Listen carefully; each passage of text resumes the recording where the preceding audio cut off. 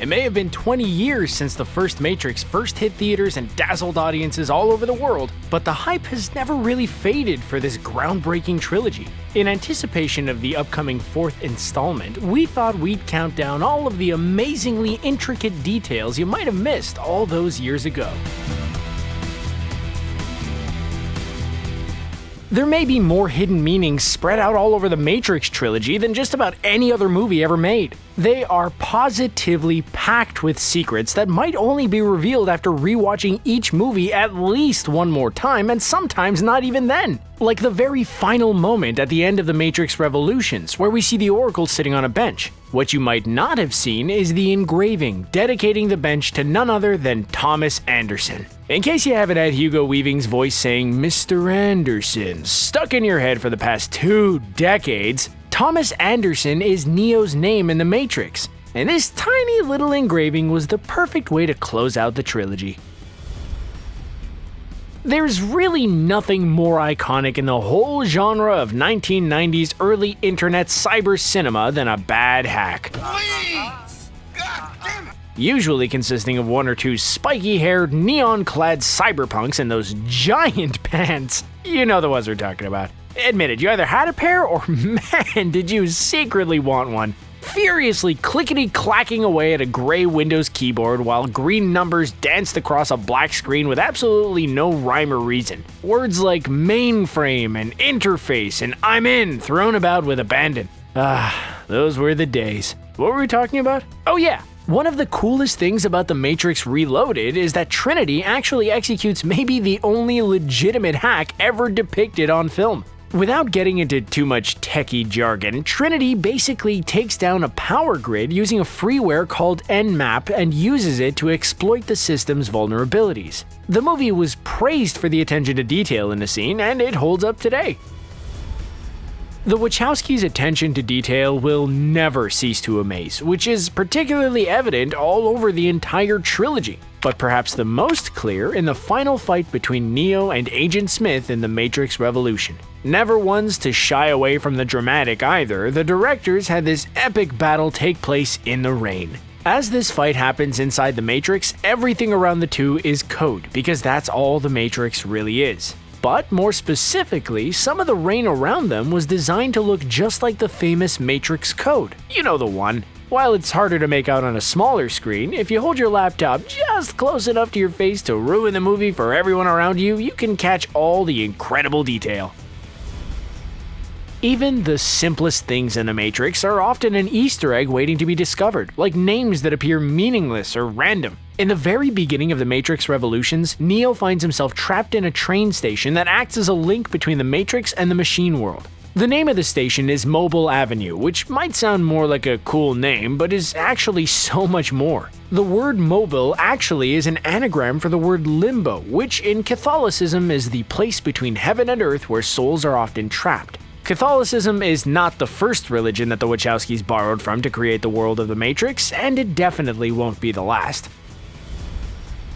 Along with biblical references, there is also a ton of connections to Norse mythology as well. The actual name of that last huge showdown between Neo and Agent Smith is Neodamerung, which roughly translates to Twilight of the Gods. It was borrowed from the Wagner opera The Ring of the Nibelung, which was based on the Norse legend of Ragnarok. Unless you've been hiding under a Ragnarok of your own since Thor was brought to the big screen, you might know that Ragnarok is a final battle that destroyed all of the Norse gods and Asgard itself in order to save mankind. Just like our buddy Neo did for every human trapped in the Matrix, only with slightly more leather and wraparound sunglasses. The music of Wagner was actually a big part of what influenced the soundtrack of The Matrix as well, tying everything up in a neat little package.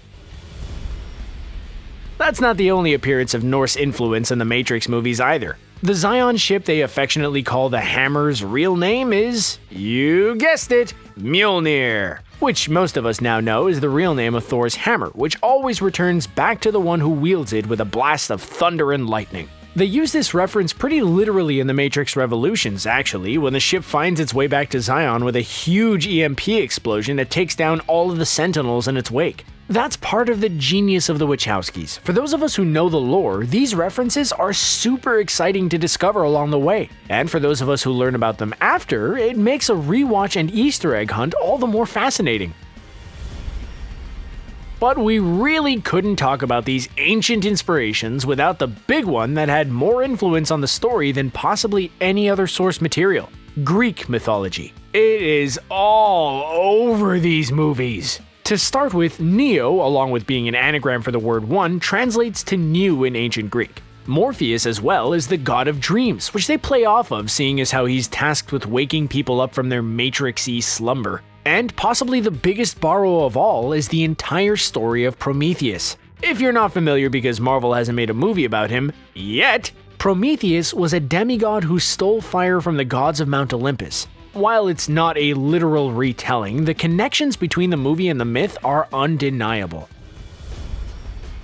It's not just ancient scripture and lore that the Wachowskis borrowed from to build the world of the Matrix, there's also a fair bit of pop culture thrown in there too. One of our favorite of these moments is in the first movie, when our hero encounters Agent Smith for the very first time. He's sprinting through the city streets trying to find a connection back out of the Matrix when he runs through an apartment and by a TV. If you have the eyes of a hawk, you might have noticed that the program they're watching at that very moment is actually the 1967 sci-fi gem The Prisoner. This is no accident, as The Prisoner is also a show about a protagonist who finds himself in a not-so-real reality and spends a season trying to escape. If you have the time, we highly suggest checking out this psychedelic TV classic. It is totally insane and really fun, complete with lots of turtlenecks and people running around yelling, "I'm not a number!" 10 out of 10 would recommend.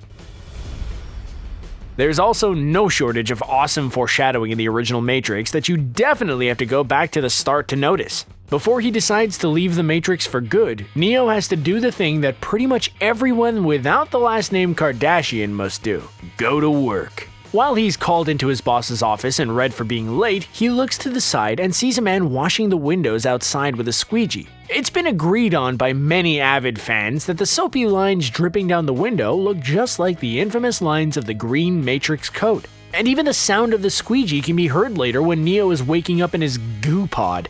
Given the rest of the details that fill these movies, we can say with a ton of confidence that these dripping lines are no coincidence. When you watch all three movies with foreshadowing in mind, it becomes very clear that the Wachowskis knew exactly what they were doing the whole time. This is most obvious in a link made in the first movie that wouldn't become clear to any of us until The Matrix Reloaded. When Neo first meets the Oracle, she tells him he has the gift, but is waiting for something. When he asks what that something is, she replies that she doesn't know, but maybe it's his next life. That doesn't make a whole lot of sense until Neo finally meets the Architect at the end of Reloaded. The Architect reveals that there have been multiple Matrixes that have come before and ones that will come after, each with their own version of Neo. That Oracle knows what she's talking about.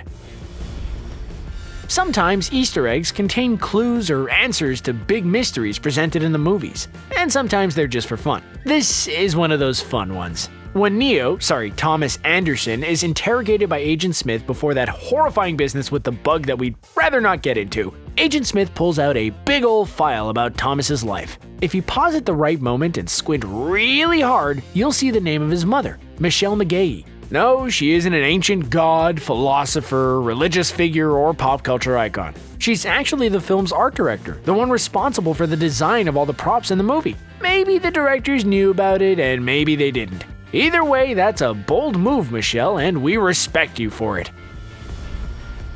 There is one book that was so influential and important to the Wachowskis that it even made it into the movie and comes up time and time again before Neo is awakened from the Matrix. It is French philosopher Jean Baudrillard's Simulacra and Simulation, and its influence on the movie can't be understated. Simulacra and Simulation is all about how society has replaced all of reality with symbols and signs, and that eventually we will all be reduced into a simulation. Sound familiar? It should. The book meant so much to the directors that they even gave a copy to Keanu to read before he even got a script. It also appears in Thomas Anderson's home before he goes to the nightclub, which he opens to reveal a secret compartment. Symbols on symbols on symbols! There's one moment in the first Matrix that's more of an homage than a traditional Easter egg, but that doesn't mean that it's any less awesome. As we all know, The Matrix is absolutely legendary for its fight sequences. The incredible fight instructor and choreographer Yen Wu-ping made American actors with no previous training into lean, mean fighting machines, and no one worked harder than national treasure Keanu Reeves. Reeves actually got a pretty serious spinal injury during his early training and had to wear a brace for the 4 months that followed. But he powered through and even managed to slip in a nod to one of the greatest fighters of all time. While training with Morpheus in the dojo, Neo brushes his nose with his thumb, a Bruce Lee move that any fan recognized immediately.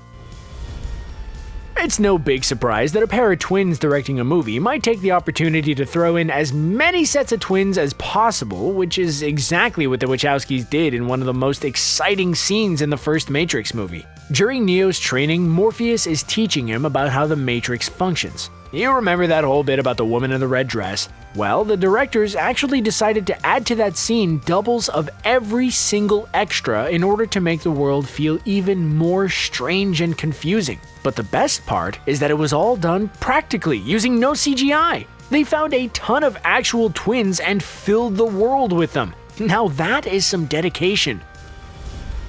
While all of these hidden secrets are mind-blowing in their own ways, we have definitely saved our favorite for last. So hang on to your pleather trench coats because we're going back into the Matrix. When we first meet Neo, he is residing in an apartment, as most of us are wont to do. But it's not just any apartment. It's apartment number 101. What you might not know is that this is actually a reference to the George Orwell dystopian classic 1984. In the book, Room 101 resides within the Ministry of Love and is the place that Winston Smith is persecuted by the Thought Police. In The Matrix Reloaded, Room 101 makes another appearance as Trinity, Neo, and Morpheus first come face to face with the Merovingian. They walk down a hallway numbered 101, which indicates that they are not going to be met with a friendly encounter and some finger sandwiches if you catch our drift.